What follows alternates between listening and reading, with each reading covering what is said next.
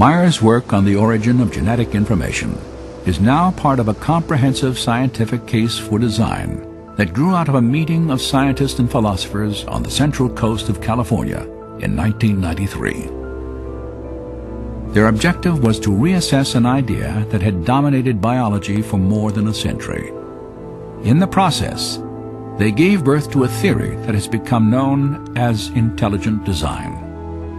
To me, the great promise of design is it gives us a new tool and explanation that belongs in the toolkit of science. Intelligent causes are real, they leave evidence of their existence, and a healthy science is a science that seeks the truth and lets the evidence speak for itself. The argument for intelligent design is based on observation of the facts. Now that's my definition of good science. It's observation of the facts. Now when you observe the facts, as Michael Behe has done, what do you observe?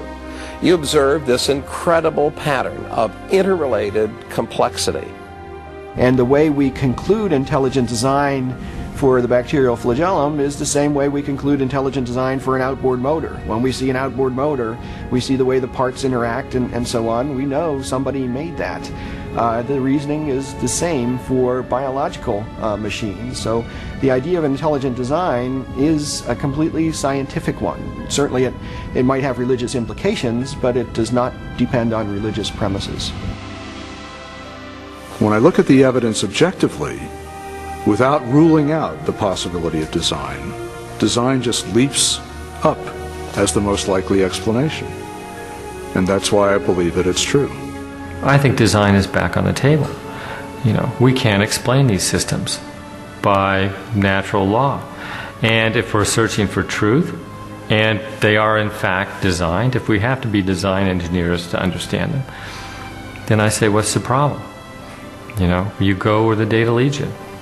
And the implications, yeah, they have profound metaphysical implications, but so be it.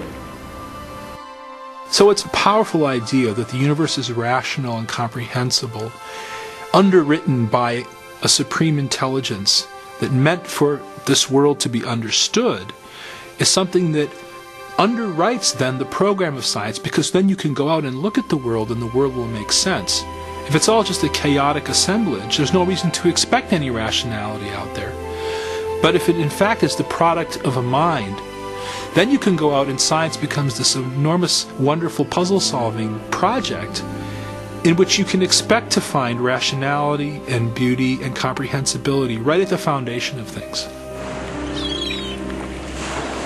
150 years ago, Charles Darwin transformed science with his theory of natural selection. Today, that theory faces a formidable challenge. Intelligent design has sparked both discovery and intense debate over the origin of life on Earth. And for a growing number of scientists, it represents a paradigm, an idea with the power to, once again, redefine the foundations of scientific thought. During the 19th century, scientists believed that there were two fundamental entities, matter and energy. But as we enter the 21st century, there's a third fundamental entity that science has had to recognize, and that is information.